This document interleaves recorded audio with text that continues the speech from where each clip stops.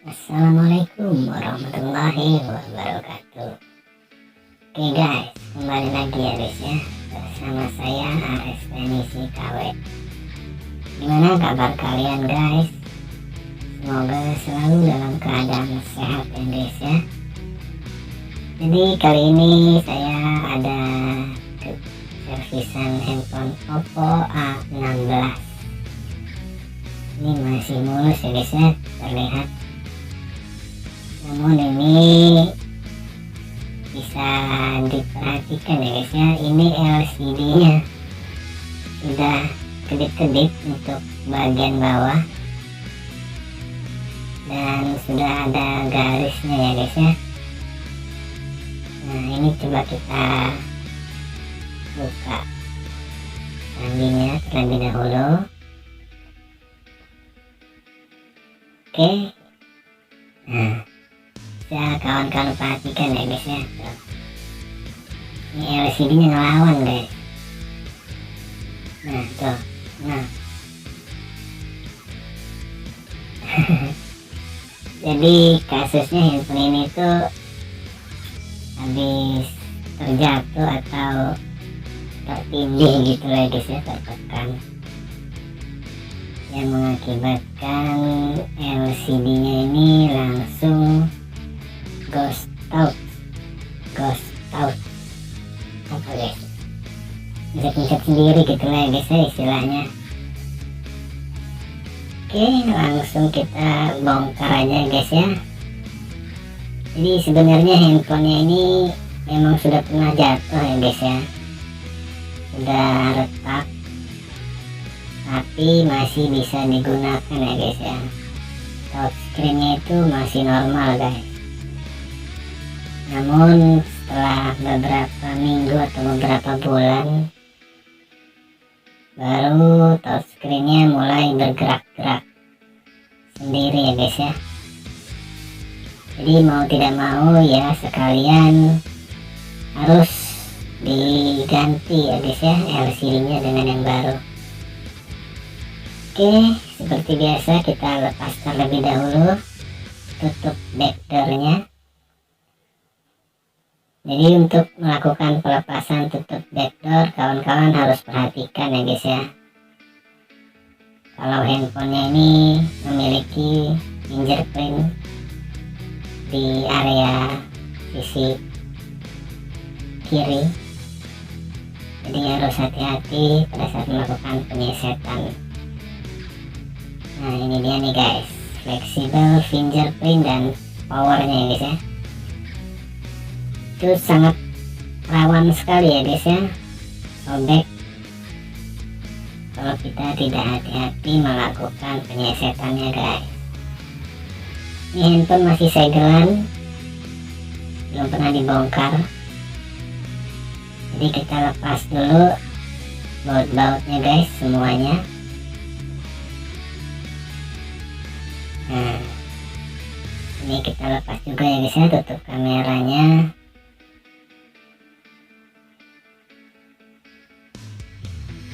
Oke,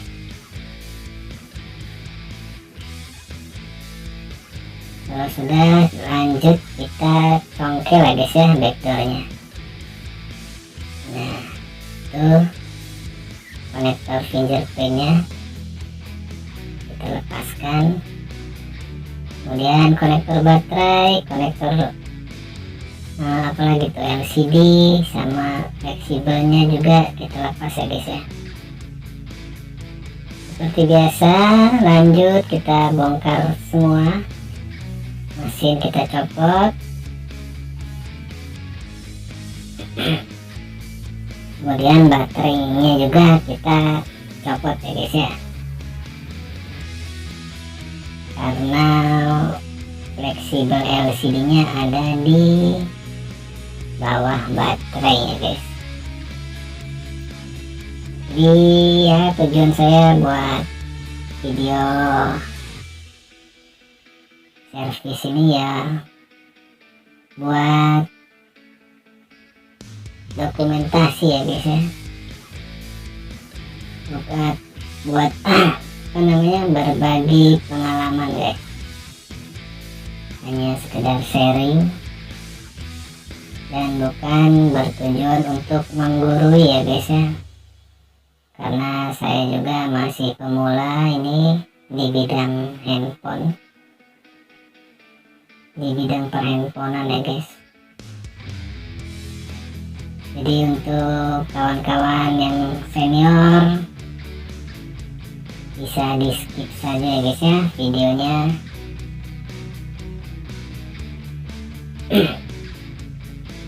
Dan untuk kawan-kawan pemula, kawan-kawan wajib menonton videonya sampai akhir ya guys ya,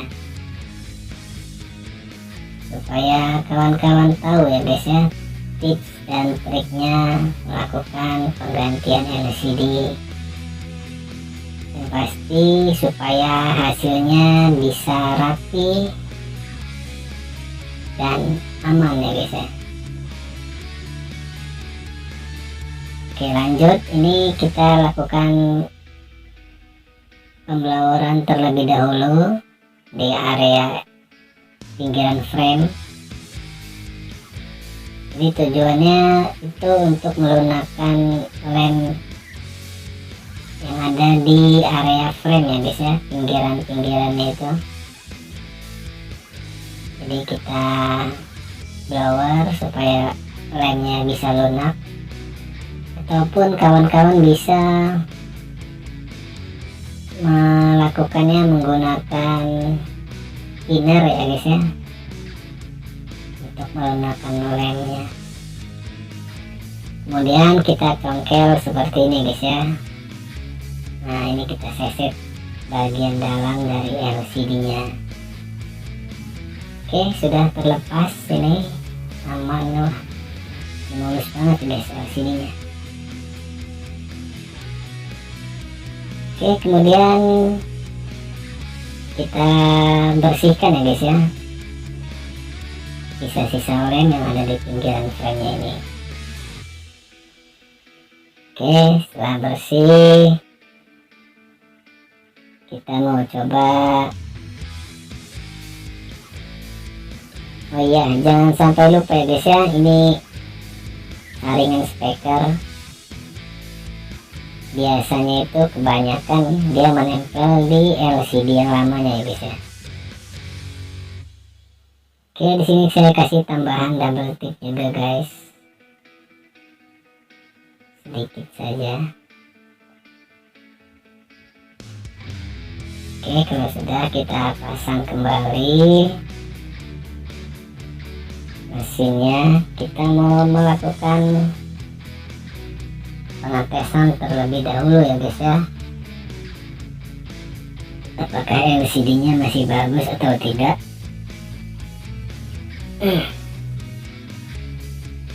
Jadi untuk kawan-kawan pemula, usahakan apabila kawan-kawan membeli LCD, kawan-kawan pastikan secara detail ya guys ya, bahwa LCD nya itu benar-benar normal guys. Jangan sampai nanti setelah dilakukan pengeleman baru kelihatan gitu ya guys ya, LCD nya kurang bagus. Nah ini LCD nya, ini itu merek baru lah ya guys ya, segel baru, ada gambar-gambarnya seperti ini sekarang. Oke, ini kita coba. Ini untuk touchscreen-nya sekarang jadi normal ya guys ya. Oke, kita matiin lagi. Ini LCD nya bagus berarti guys.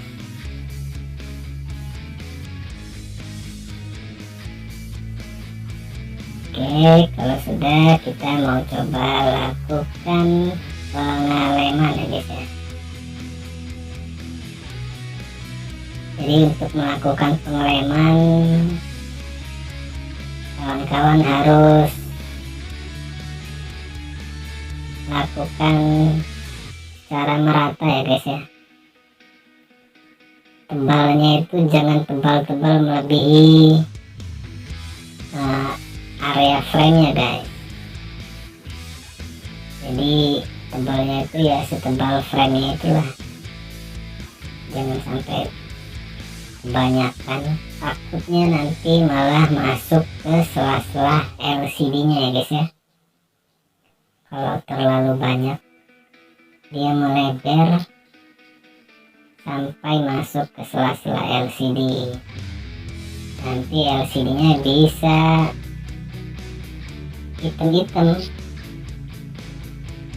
masukkan lem. Jadi kasih lemnya sewajarnya ya guys ya.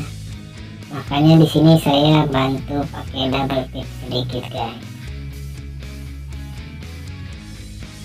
Oke, lanjut kita pasang konektor LCD-nya. Oke guys, saya ucapkan selamat datang ya untuk kawan-kawan yang baru bergabung di channel ini. Semoga kawan-kawan bisa menambah wawasan kawan-kawan semua ya. Semoga videonya bisa bermanfaat, dan mohon dukungan kalian guys. Jangan lupa tinggalkan like dan subscribe-nya guys. Oke, lanjut, ini kita tinggal tunggu 15 menit. Nah, ini videonya dapat kita percepat. Setelah 15 menit kita lepas kembali ya guys ya karetnya. Kalau saya itu melakukan pengapresan pasti pakai karet guys ya. Sudah terbiasa menggunakan karet dan sudah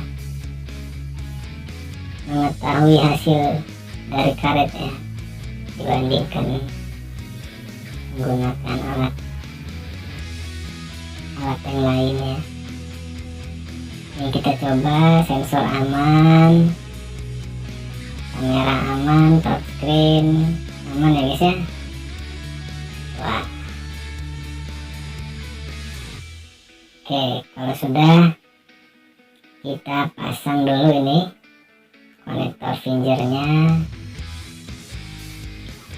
kita pasang kembali ya guys ya backdoornya. Nah, hati-hati guys pada saat melakukan pemasangan backdoor, usahakan jangan terlalu keras ya menekannya guys, takutnya nanti bisa membuat LCD-nya retak kalau terlalu keras. Oke, setelah kita pasang semua baut-bautnya,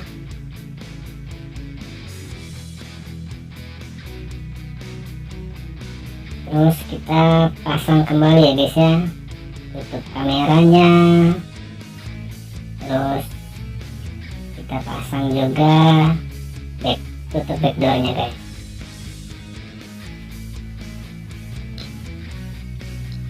Oke,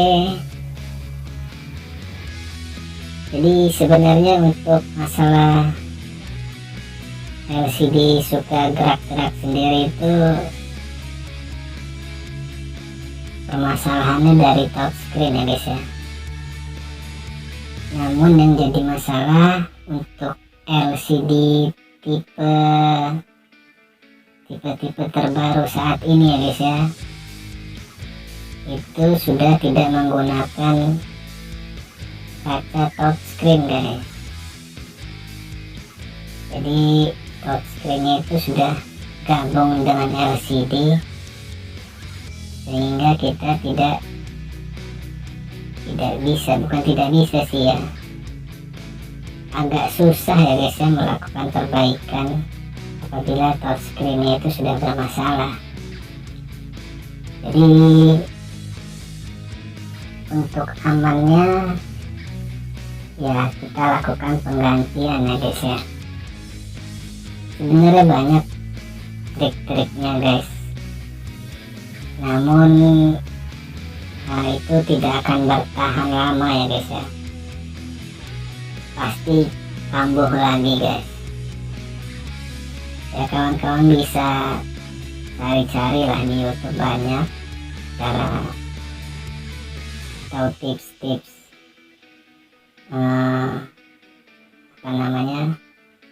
mengatasi touchscreen error,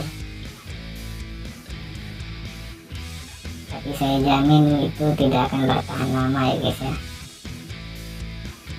Oke, ini kita tunggu 5 menit lah, cukup nih guys.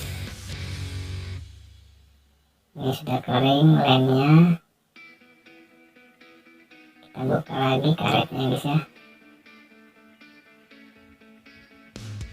Kita coba nyalakan dan masih aman ya guys ya. Oke, step terakhir kita bersihkan ya guys ya, sisa-sisa lem yang ada di pinggiran frame-nya guys. Jadi supaya rapi ya kita bersihkan. Pakai apa? Pakai thinner guys, supaya lemnya bisa bersih. Nah, tinggal gosok-gosok aja nih kayak gini guys, lemnya langsung hilang. Oke guys, jadi ya seperti inilah guys ya cara melakukan penggantian LCD untuk handphone Oppo A15.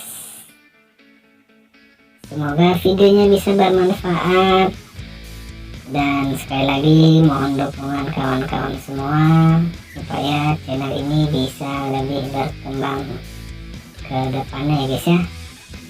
Tolong tinggalkan like dan subscribe kalian guys. Oke guys, cukup sampai di sini videonya. Assalamualaikum warahmatullahi wabarakatuh.